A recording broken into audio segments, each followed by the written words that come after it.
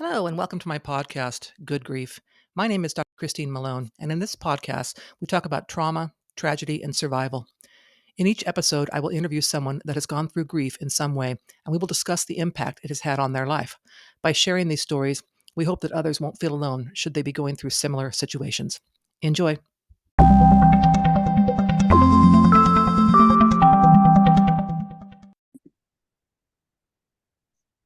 Okay, listeners, thank you so much for joining me for this podcast. So, my guest today is a person who has kind of come through some negative things early in her life and yet now has a successful career. So, we're going to talk about her story. And, guest, if you would please introduce yourself and just tell us a bit about kind of where you started and, kind of the negative things that you started with and where we came from there. Okay. So, my name is Naomi Mamiye. And I kind of had a rough start in life. When I was 10 years old, my mother found a mole on her back that she didn't realize was growing and growing. And it was melanoma. And by the time she got it removed, it was already under her skin and into her body. So, at 10, she was kind of not home anymore because she was trying all these different treatments that weren't FDA approved yet. So she was actually in the Bahamas and doing an experimental trial there. And I was actually so mad at her for getting sick. I didn't even talk to her the whole time she was sick. I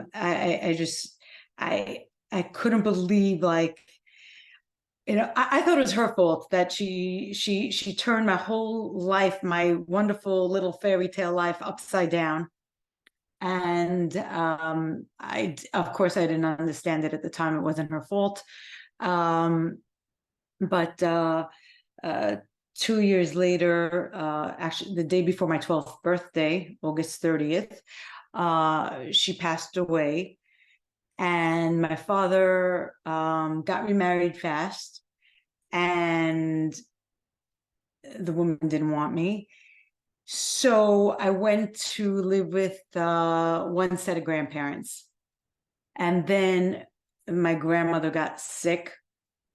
So then I went and I moved to the other set of grandparents.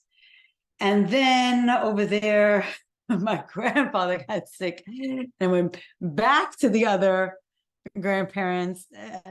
To make a long story short, I've had both sets of parents at the end, and both sets of grandparents. Everyone died of some other form of cancer. So, and I could tell you that just dealing with cancer patients, it's not a death like an instant death of a car accident or something. It's really grueling. Like, it's so drawn out, and you just watch the person suffering so much, but like so much that like you just like, it's hard to understand somebody that hasn't been through it, that you just like want them to die already and stop suffering. Yeah. And you were so young. So how old were you by the time, the grandparents had passed? I mean, you're only 12 when mom is passed. Yeah. How about the Yeah, grandparents? so this is all happening in my teenage life, that the because of all this happening, I didn't have like a home to be in. So I ended up getting married at 19 just to have some stability, a home of my own, which was, of course, a big mistake. I rushed into something that wasn't for me. And because of that, also I suffered. I mean, I ended up divorced 7 years later, with little kids and no family to back me. So it was just one thing led into the other. It was like a wheel, one set from like just constant, like a flow of negative events happening again and One after again. the other. Yeah, one after the other. Um, Yeah. So, how long were you married for? I was married for 7 years before I got divorced the first time. Okay. Then somebody pushed me to get married the second time, and they said to me, like, oh, you're divorced with 3 little kids. There are so many single women out there. What, like, just this guy was interested in me. And they're like, grab him, take him. You should be happy somebody, is is willing to go out with you, even or look your way. You have so much baggage, you know. So so so I ended up getting married then a second time to somebody again out of desperation that wasn't for me. Okay. Now, and I was married to him for 7 years, but I'll fast forward. Now I'm married to somebody of my own choosing, somebody that actually went to high school with. So it has the same background as me, same, type of European parents, and same, like, really, like, brought up in the same style of home. We understand each other. And that was really supposed to be who I was with from the first place. But, because of my situation, I just jumped and I made a lot of mistakes because I didn't have that family. I didn't have that backing. And, I just did a lot of foolish things in my youth. Well, I always tell people when I hear those kind of stories, you have to give yourself grace because you didn't know better. You didn't have a role model. You didn't have those things. So you did the best you could with what you had at the time. So, give yourself some grace for that. At some point, and I would like to know whereabouts this happened, you started doing like designing of houses and stuff, like interior design or so on. So when did that come about, and how? I mean, how did you realize, oh, I can design houses? I mean, how did you realize that? Okay. So when I was married the second time, one of my neighbors, a very religious woman, one of my neighbors, I had a bigger house, and she asked me if she could give a Bible class in my house. And I was like, okay, use my house, no problem. You can have my living room. And people used to come to her class. I had nothing to do with it. I just gave my space. People used to come to her class, and they used to go through my home, and they used to, like, take pictures, and they were like, why don't you do this professionally? And I'm like, I never thought of working. I had little kids in the house. I didn't need the money at the time. It was more important for me, to be there for my children than to go out and have a career and leave my kids, to be brought up with a babysitter. So it never entered my mind until I ended up divorced the second time. And then I was really at rock bottom because I had nobody to help me at all with anything. Nobody to help me with let's say babysitting. Even forget about money. Even just like to have a break. I see, like, I'm really not jealous when I see all these beautiful fancy cars or fancy houses or anything. The only thing that just like really hurts my heart is when I see, like, my friends interact with their mothers, and I see how much their mothers do for them, are involved in their lives, and are there like a second hand, and always, helping with the kids, and just so involved, such a beautiful family unit, doing for each other. And that's the only thing that really, hurts me, that I don't have and I can't have, nothing materialistic, just like there's nothing like a mother. Yeah. I lost my father too. I actually, my stepmother for 6 years, my stepmother, while my father was married to my stepmother, she wouldn't even let my father talk to me. She didn't want to have my father have anything to do with the leftover baggage from the first marriage. So she sent me out of the house. And I for years, my father was, scared to talk to me, of anything to do with me. She was really controlling. So, I mean, there's one thing to lose a father who my father ended up having 6 girls with, all together. I was the oldest, and I was very close to him because I was like the boy he never had. I went with him fishing all the time, and we were like best buddies. But still, there's losing a mother. I feel like is really life-changing, because the mother is the nurturer, and it's just like my whole world fell apart just from losing her. I mean, everything in my life just went, to dust. So I feel like that was like the most dramatic at a point in my life where my whole, like a real change, real shift. We were upper middle class. I had a very nice life. I was spoiled. And again, I look at it now and I say to myself that I definitely would not be the person I am today if I didn't go through all that. I had to go through all that to become who I am today. And I think I am a very strong woman. My friends call me a warrior. And I think that, and I really do think that's it's the right word to describe me. So, but people, like, they go through things and they don't realize that this is like a defining moment in their lives, that they have to, grind through. They have to get, they go through all the motions and all the pain and all the suffering, because something in their life has to shift.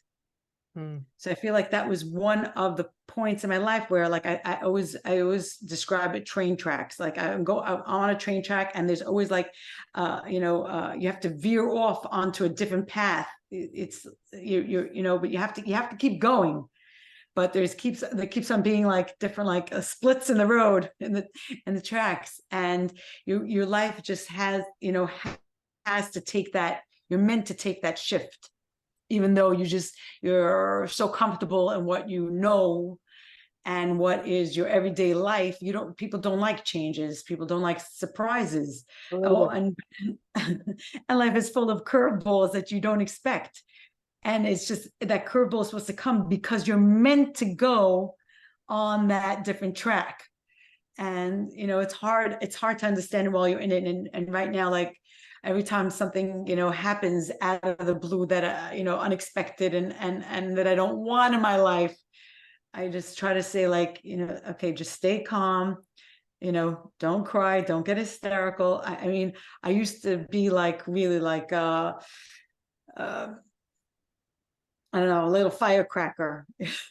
And now I take things differently. I take them in and I say, I don't understand why this is happening. It's painful, but I know it's for a reason. I don't see it now, but maybe I will later in the future.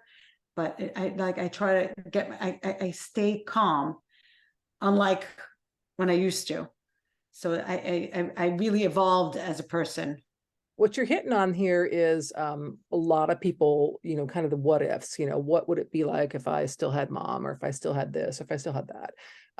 And in my experience, the what ifs aren't, they're going to kill you. It's like, you can't go there because it's not going to happen. It didn't happen. So rather than think about what could have been, what I might have become, focus more on who you are once you have become, and become comfortable with that, and so on. And I love your comment about when curveballs are sent your way, just kind of realizing, okay, something's coming, I must need to learn something, rather than feel sorry for yourself, or why me, or what, I've already been through these things in my life, I shouldn't have to have any more tragedy, whatever. And it's like, as if there's like a scale, on some way where we reach it and we don't have to have any more, which in my experience is definitely not what happens. So you tell us what you do now. So I know what you do, but tell us a bit about what you do now, and kind of, what you offer to your clients and so on, and where your expertise is. Okay. So I started off taking any projects that would come my way. I had to pay my bills. So I took residential, commercial, anything. But I slowly grew to like the healthcare industry. So right now, my specialty is healthcare design, which is like, to me, like laughable, like, me being, constantly with patients and not my own family, again and again, another cancer patient, another cancer patient. So I in my young life, I became quite familiar with numerous uh, numerous hospitals in the New York vicinity. I also have, to top it all off, I have the BRCA1 gene, the BRCA1 breast cancer gene. I also myself wanted to be ahead of the game, and I didn't want my children to be motherless like I was. So I had a preventative mastectomy to, clear any chance of getting breast cancer, because I could not imagine leaving my kids like I did, my mother did at such a young age. So it was not easy. Did it all on my own with nobody to help me.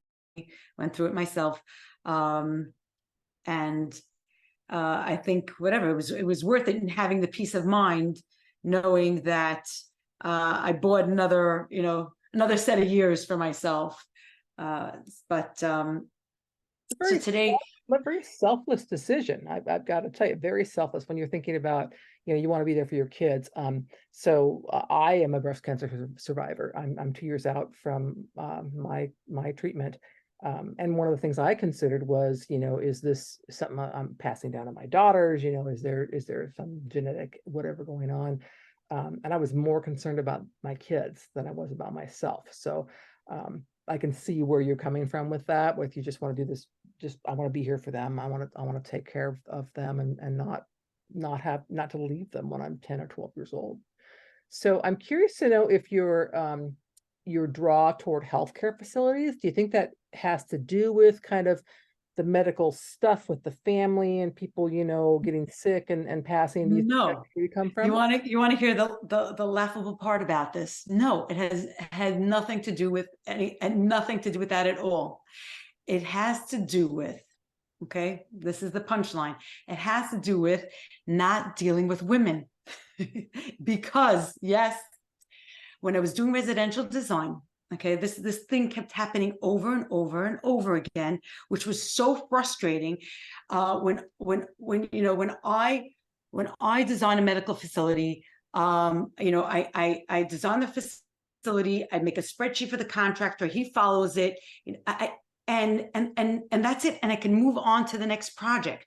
When I was doing residential, okay, the women I found to be so insecure that I kept on doing projects over the same projects. I changed my mind. I just again and again. The projects would never end, and the reason was because of the insecurities of women. They were so able to sway, meaning that I designed a house. Let's say, for example, I designed a house in a beach town, and the woman tells me, oh, I want to do all blues, and we put together a beautiful project with all different shades of blues, okay, and this is what she's always wanted, always dreamt of. Then her mother comes and says, why did you do that?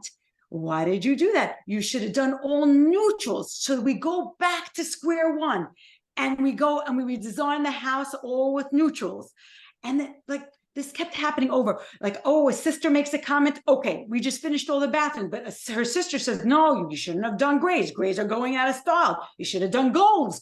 Again, drop the whole thing again and start from scratch. So I found it so frustrating, because the lack of confidence. This is what you always wanted, so why don't you just stick with what your dreams were, which what you always envisioned for yourself, your home to be, where you can be so convinced by just like one comment from your sister, and that's it. Again, by your mother, by your sister, by your friend, and again, back to the beginning of the project. How many times can we do the same thing over and over? And I found it so frustrating. And I just found it's just a lack of confidence in women. And I said, you know what? When I do healthcare design, I am in control. I get to finish. I get to go on. It's not a wheel. It's not a gerbil wheel again and again and again. I get to move on to the next, to the next, to the next. And I get to make money. I get to, travel all over the United States, see different projects that, need my expertise. I'm not sitting on the same thing for years. So it was just so much more fulfilling, because every project that I do, it's like a baby to me. I really care. It's like I create something new and I'm proud of it and I want to showcase it.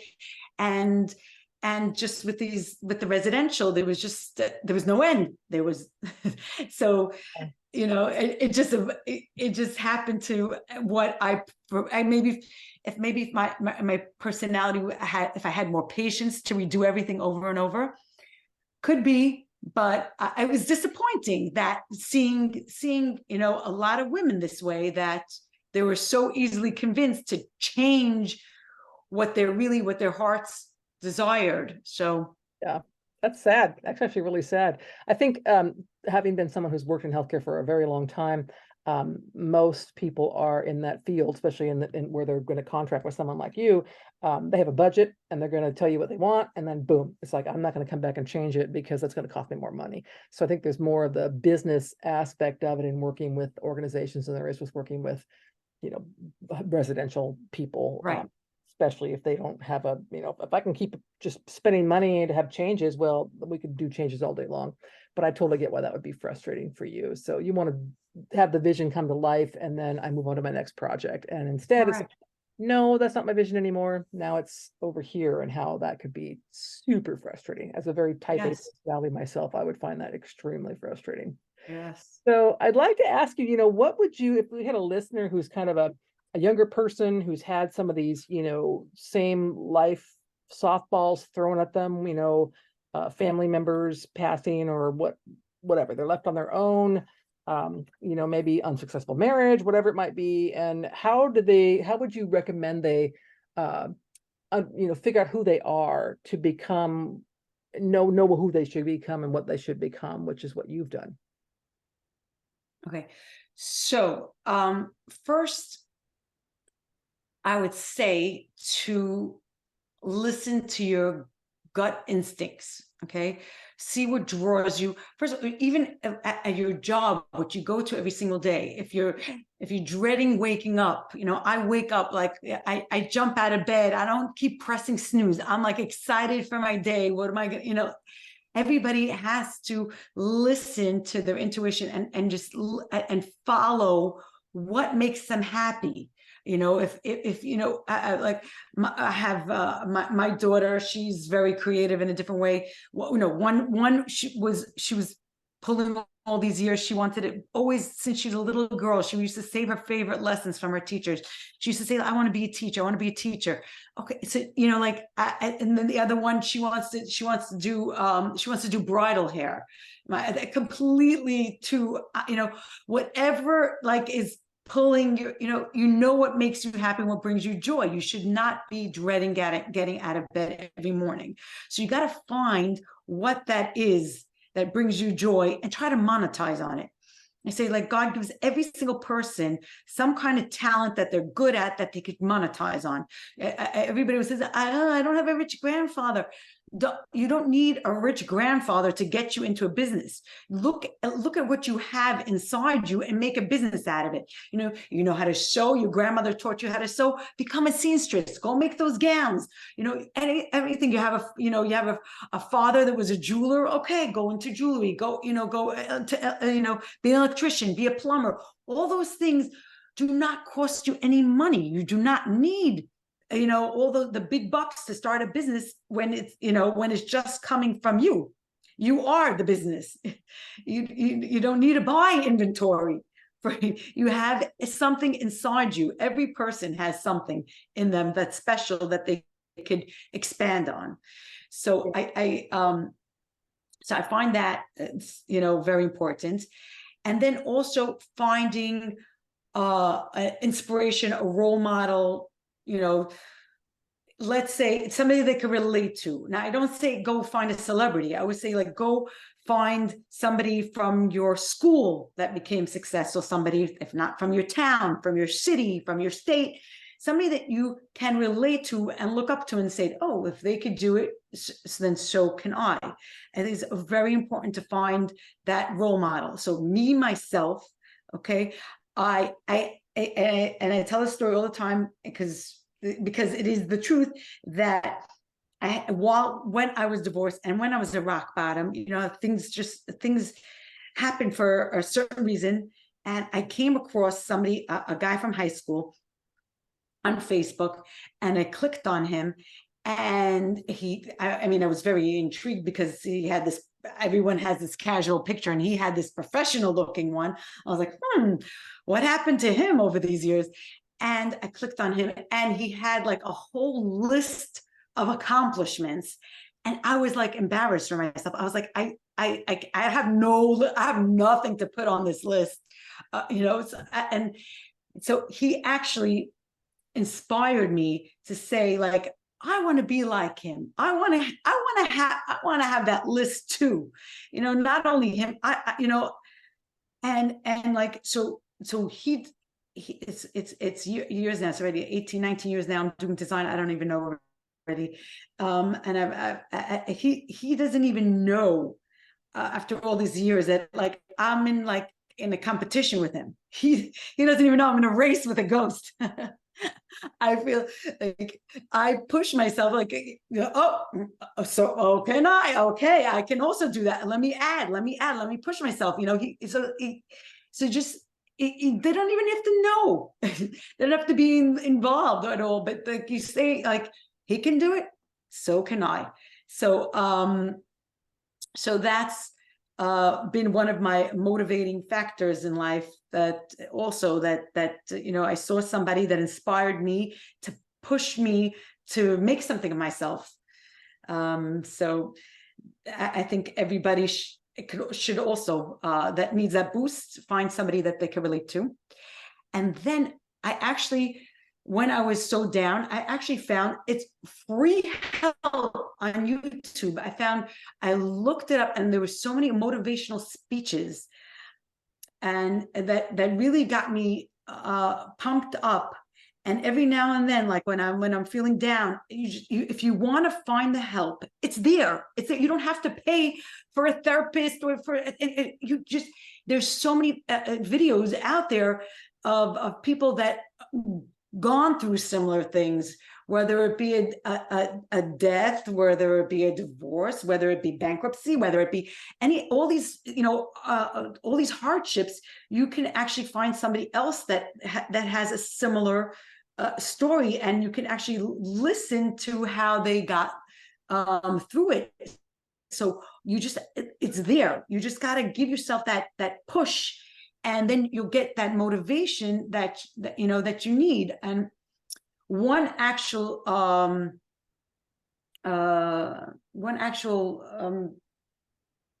TED Talk that really got me thinking was, I think it was titled "How to Find Happiness in Life," and she just said, like, the key word, I only have one word, and she says, she found, she was some kind of psychologist or something, and this is what she found, that the key word is adaptability. And I was like, what? And I was like, oh my God, she is right.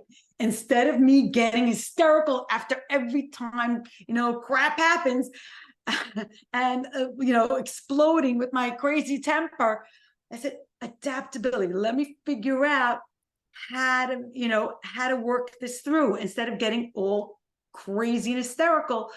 Stay calm. Let me adapt, let me figure out how I could work through this issue. So, and that was like, also like, by chance, I looked and I found it, and it really helped me so much. And I feel like everyone else, if they want, they can find the help. It's out there. Just give yourself that little kick.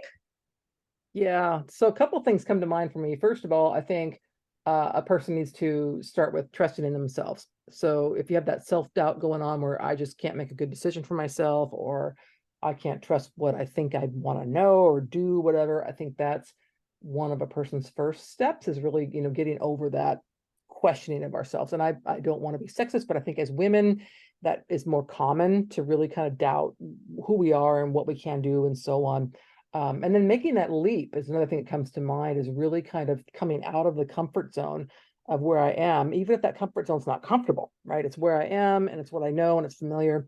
And instead looking for what could be and so on. I love your example of finding that role model. So especially including the fact that the role model doesn't have to know that they are a role model. It's just that's an awesome thing. I thought, oh, I love that, love that. So yeah, just great advice. I think again, trusting in yourself and who you are, and realizing that you aren't defined by your past or the things you've been through or even what people think about you. You are defined by what you do and what you think of and what you think you can do. And I think that's a powerful takeaway. So thank you for that. Yeah. And I spent so many years dwelling on the past, like my younger years. I used to just listen to Air Supply songs and cry and cry and cry how life was so unfair. And again, why me, why me, why me? Until I made that switch, that's and I made that decision. And I came to realize that dwelling on the past, I cannot change a thing. I cannot change the way I treated my mother. I can't change anything that happened yesterday. I can't even change what happened yesterday. So it's a waste of time, till I came to that realization that dwelling on the past is an absolute waste of time. And then, like until I let go and I said, I can't change it. I got to just focus forward. Until that happened, I was like in muck and like deep mud. That's what I was. And until I made that conscious choice, decision that said, I will no longer analyze and dwell on the past and again go over it in my mind. And so, and until then, like everything just stayed the same, and I was just stuck in negativity. And when I made that switch in my brain, then all these positive things started happening to me. I thought positive. I looked forward instead of backwards, and just my life just started to change. I think positivity attracts positivity. So I said, you know what? There's nothing. When I heard it, I was like, yeah, right, bunch of malarkey, But they said, you know what? There's no harm in let me try it. Let me try it. And it actually worked. And I was like, whoa, it actually worked. And I've been living my life ever since like that.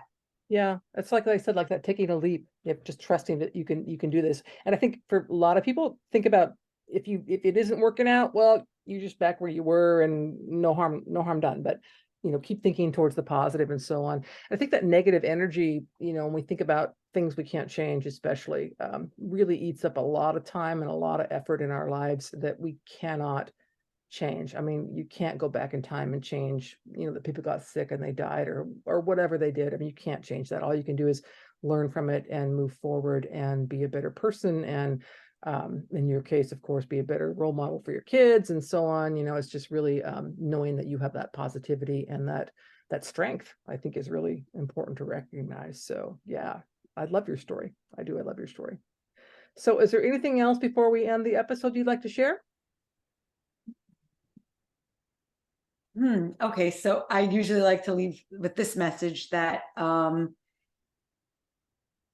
just in life in general, what I found is belief is what gets you through everything. Okay, so just even like when things don't go right for you, believing that it's for the good, but not understanding, but just believing. Again, I don't understand why I'm going through this, but believing that it's for the good. And like, so right now, so what I do in my life, I do a lot of giving back. this goes back to the second half of the question that I wanted to answer a few minutes ago.